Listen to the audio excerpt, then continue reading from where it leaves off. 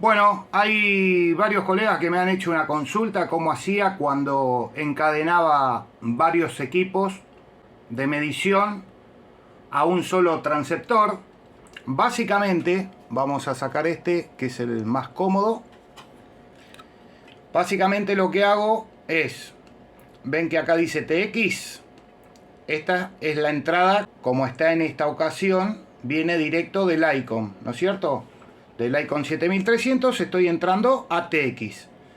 De antena, en vez de ir a la antena o a la carga fantasma, entro al RF-IN de la TU100 y de ahí voy a la antena o a la entrada de otro medidor de ROE, y así puedo ir encadenando la cantidad de instrumental que necesite o quiera probar con un mismo transceptor en simultáneo.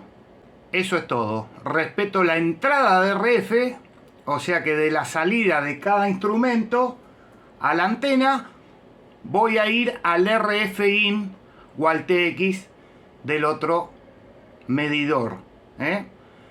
Así que bueno, esa es la manera en que yo lo conecto y que se debe conectar.